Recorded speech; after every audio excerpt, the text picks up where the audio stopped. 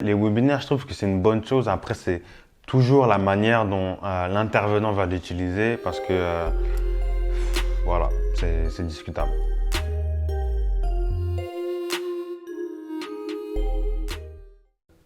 Alors, comment fonctionnent les rouages de l'industrie du développement personnel, l'aspect webinaire? Alors, les webinaires, déjà, ça va être des espèces de petites conférences entre 30 et 1 heure en ligne.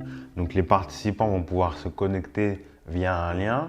Et avant, l'infopreneur, le coach ou le consultant aura fait toute une communication pour ce webinaire, pour qu'ensuite les personnes puissent se connecter. Et en général, l'idée, quand toi tu es coach, l'idée derrière un webinaire, c'est de vendre un programme, un coaching, un produit, un service après ça, tu vois. Et ça se fait aussi dans beaucoup de domaines, les webinaires. Alors, il y a quelque chose qui est quand même important, c'est que quand tu fais un webinaire, c'est déjà de parler d'un sujet bien précis. Et en général, c'est un sujet qui va répondre, c'est un sujet où le titre du webinaire va répondre à une question ou à un besoin qu'ont ta communauté, tu vois. Et du coup, eux, dans leur tête, ils vont se dire, ce webinaire, il va répondre à une question, une problématique ou une thématique que j'ai dans mon business ou dans ma vie actuelle. Donc ça, eux, ils vont dire, ok, c'est gratuit, ça m'apporte de la valeur. Sauf que finalement, c'est juste sur un sujet bien précis, tu vois. Et ça c'est important. Donc ça, c'est aussi une technique pour engager ta communauté à te suivre, à aller au webinaire. Et peut-être derrière ça, tu vois, toi, tu les vois un peu comme tes prospects. Et après, c'est derrière ça de les convertir en clients.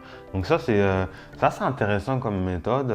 Après, comme je le dis toujours, c'est pas la méthode, mais c'est surtout la personne qui utilise cette méthode qui est discutable. Tu vois. Il y a des personnes qui pendant le webinaire, vont pas raconter leur vie, mais elles vont raconter un peu du vent. Tu vois.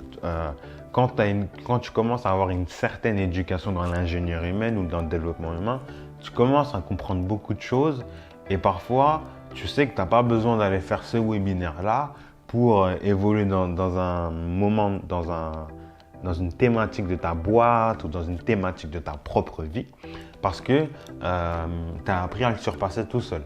Maintenant, ce qui est intéressant, c'est que elles vont te dire au début, dans les 5 premières minutes, l'intervenant va te dire, ok, si vous faites le choix de rester jusqu'à à la fin, vous aurez un cadeau.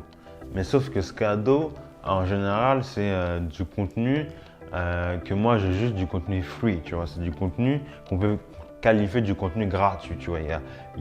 On fait croire aux participants que c'est un contenu à haute valeur ajoutée. Parfois, ça l'est, mais c'est très rare, tu vois.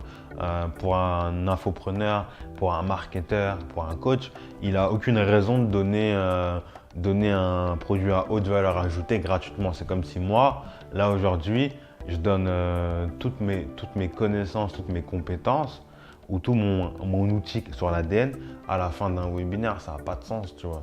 Toi, tu as envie t'as envie que les gens ils payent ta formation. Tu vois, c'est ça le but, tu vois.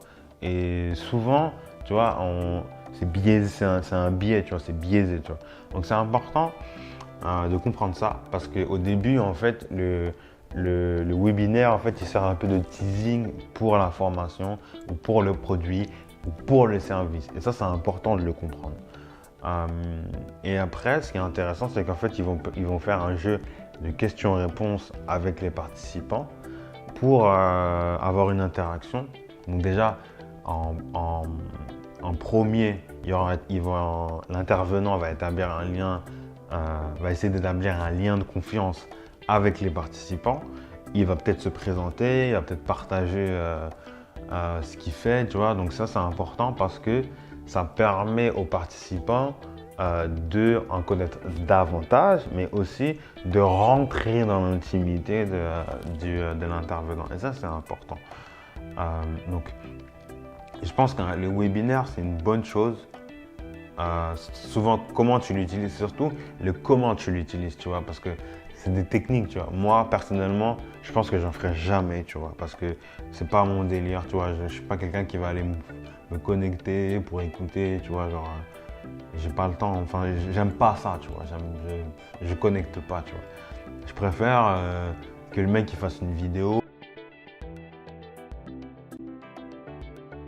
Les webinaires, je trouve que c'est une bonne chose. Après, c'est toujours la manière dont l'intervenant va l'utiliser parce que voilà, c'est discutable.